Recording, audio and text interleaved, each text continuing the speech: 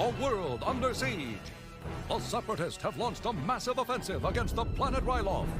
So this episode chronologically takes place before Season 1, Episode 1, which is weird because this episode came out after those episodes. Somebody just got fired. Also, does anyone actually know why the Separatists want to control Ryloth? Is the audience even remotely aware of the planet's significance? No? Okay. Though they have fought valiantly with the help of Twi'lek freedom fighter Cham Syndulla, hope is fading for Jedi Master Dai and his men. So his name is literally Dai? The only way the episode could foreshadow his death more obviously is if he turned to the camera and told us. Also, you're just going to introduce a brand new character who's actually really cool and then just kill him off in the exact same episode? What? I see this clone is spraying and praying. It's actually very lucky that the bomber crashing into the mountain causes this little damage. Seriously, it would have been more realistic if a lot more rock had come down and crushed some of the soldiers, but I guess the mountain is siding with the Republic. Master Jedi, we're running out of food and water, and our heavy weapon systems are out of power. How does General Dai not already know this? Isn't this information stuff you discuss well before the enemy attack comes? Hey, another character who only exists for one episode. I think I'm gonna start calling these characters one-pump chumps. Wait, I think that might mean something else. Also, in previous episodes, Republic warships have been unable to communicate with people on planet surfaces and the Jedi Council because the enemy was blocking their transmissions, but I guess the Separatist fleet took a quick smoke break during this scene. With regret, I report that my fleet will no longer be able to provide protection for the troops on Ryloth. I repeat my request that help be sent right away. The shields are gone! We have no... Convenient disaster timing is convenient, otherwise Obi-Wan and Windu wouldn't have had any proof of the dire nature of Mr. Muttonchop's situation. Trapped on Ryloth, Master Dai and his men are... Wow, thanks for spelling it out for us there, Yoda. That's true Jedi wisdom right there. Senator, the fleet protecting Ryloth has been destroyed, and the supply lines have been cut. Roll credits. Our blockade runners should be able to penetrate the Separatist lines and drop relief supplies. But they do not have the range to reach Ryloth. Okay, so if the blockade runners are incapable of that long-distance flight, wouldn't it be logical for the Republic to simply load those ships onto a long-distance cruiser, fly the cruiser to a relatively close location to Ryloth while still being far enough away from the blockade, and then launch the blockade runners? I feel like that's a way easier method than literally creating a brand new alliance with the government of an entire planet. Senator Amidala is an excellent negotiator. I am sure that... Senator Amidala could not leave the Senate.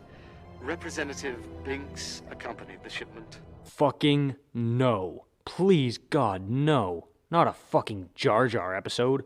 Please tell me this is a joke. You must negotiate the treaty so that we can dispatch ships from Toydaria and get Ryloth the relief supplies it needs. Jesus Christ, I thought Yoda was the only exposition machine the Jedi Council had in their belt, but apparently Windu is trying to top him. I guess he knows that a lot of kids are watching this and they need their hands held. This had better be important. Was Dooku masturbating? I think Dooku was masturbating. So the first thing we find out about the Toydarians is that they are willing to help passerby but are also suspicious of them and won't let them so much as leave their ships. Cool. However, what doesn't make sense is that a civilization this cautious around outsiders wouldn't have a single method of communicating with incoming ships, along with aerial units to guide and monitor them. I mean, Bail's ship just casually landed a solid 100 yards away from the king's throne room without being challenged. You can't expect me to believe that they're careful around outsiders when they let random ships take the VIP parking spots. Stop where you are, Offworlder. We will provide you whatever you need to continue your journey, but you may not leave this ship. I am Senator Bail Organa of the Galactic Republic. I come to speak with the High Exalted King of Toydaria. You'd think the Republic would have sent a message ahead about this, but nope, this is the first the Toydarians are hearing of it. Hello? Let me sit through. Lisa on a diplomatic mission. Oh, fuck me, I already want to blow my brains out. Also, Jar Jar Binks. Our laws of hospitality demand that we offer assistance, but this planet is closed to Offworlders. We are obliged to deliver our message to your king in person. It won't take a minute. Well, that was easy. The guards started by sternly telling them that they couldn't leave their ships, but then just let them through without a fuss. I didn't know infiltrating the government was that easy. I might go break into the White House later today, see how far I can get. Hello? Your Majesty? I swear to God, every time Jar Jar opens his dumb mouth, I want the Death Star to go apeshit on his home planet. Also, people entering the throne room don't have a guide or any guards to bring them in? Yeah, that seems about right. The king is our monarch and the most important person on the entire planet, but leaving him undefended seems like the smartest option. It's a bit weird that the King of Toydaria has 0 other supplicants in line. Like, the Republic didn't even send a message to them to reserve an audience with him, but somehow Bail and Jar Jar can just waltz right in without having to wait for anyone? Or did they maybe just cut the line? Do not make your decision in haste, Your Majesty. There are other factors you might wish to consider. Dramatic bad guy timing is dramatic. Isn't space supposed to be, like, really fucking big? How did Lot Dod get here at the perfect time? Also, Lot Dod points out the other factors in this situation, which begs the question, why did King Katuku seem so down to help Ryloth without even knowing the context surrounding their situation? Surely he's not impulsive enough to just blindly do what Bail Organa wants, and even if he is, he has a bunch of advisors here to prevent him from doing exactly that, so why did they not speak up? Things like this make the plot seem so artificial because they're clearly not thought out very well. The Trade Federation is too chummy with the Separatists for my taste. We have nothing to do with the Separatists. Newt Gunray is an extremist. His views do not reflect those of the Trade Federation. Confusing one member of the Trade Federation for another? That's racist. It changes everything. If the Separatists are blockading the planet, and we help the Republic, it will destroy our neutrality. I love how every single character in this show just spells out the plot for us. I mean, sure, I could have figured this out for myself, but why not have King Katuku basically just narrate this shit? I must convene my ministers. Then we shall hear your arguments. Wait, aren't your ministers already convened? If not, then who the hell are all the dudes sitting around you? Spectators? I don't think you understand.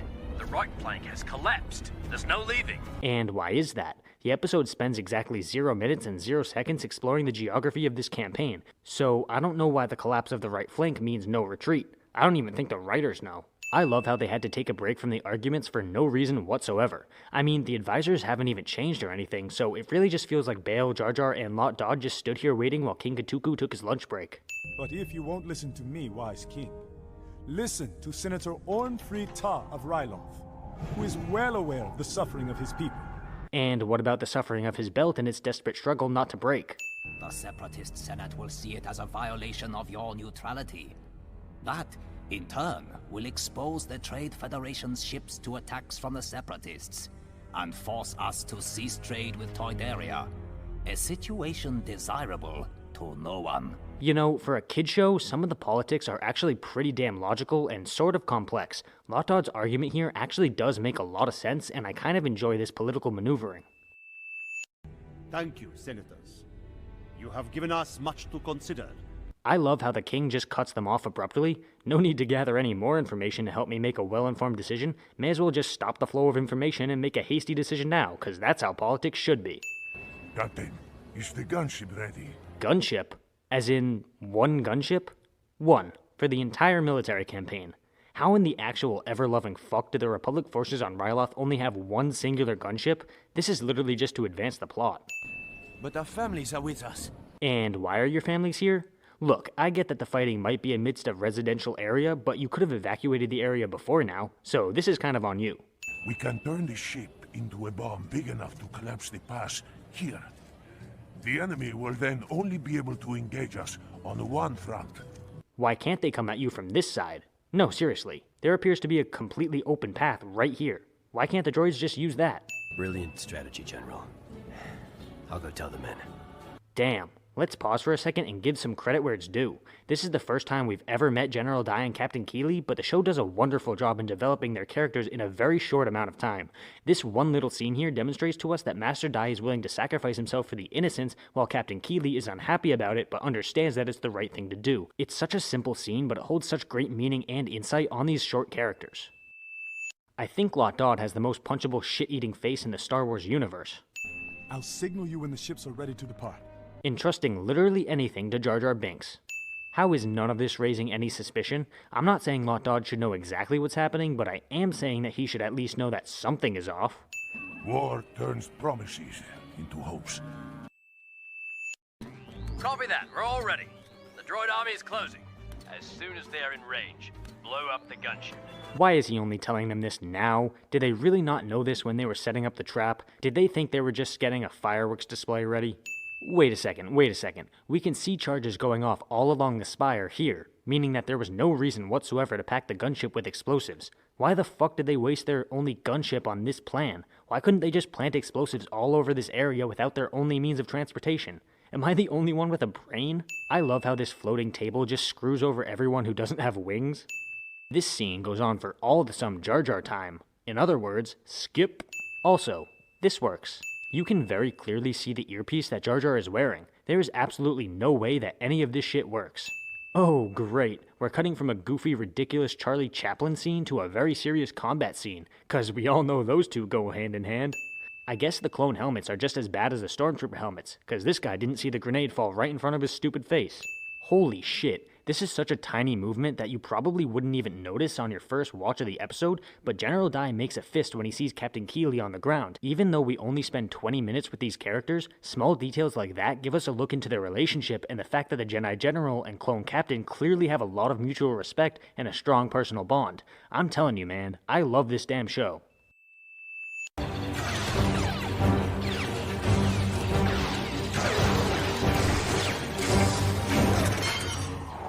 Am I going to be taking off yet another sin for Master Dai being a total badass? Yes, I am. Let's make the end memorable!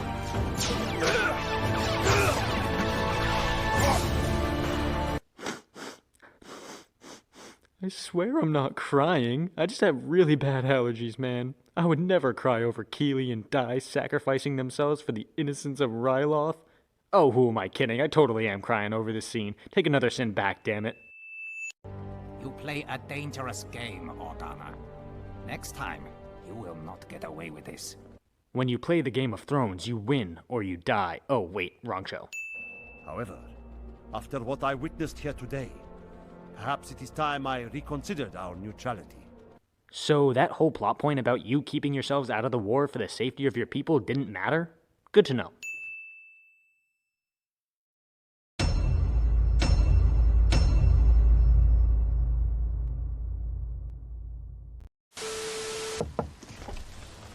It's almost 8:30. We're gonna get into position. Okay, thanks, Marv. Are you guys crying? I said thanks, Marv! Let's move on! Senator Amidala is an excellent negotiator. I am sure that... Senator Amidala could not leave the Senate. Representative Binks accompanied the shipment. My disappointment is immeasurable. And my day is ruined. Do not make your decision in haste, Your Majesty. There are other factors you might wish to consider. We'll lose the war and die the way Father died. Or worse. Listen to Senator Ornfried Ta of Ryloth, who is well aware of the suffering of his people. You fat bastard. War turns promises into hopes. You're goddamn right. Brilliant strategy, General. That was bloody brilliant. Let's make the end memorable! I hope they remember you.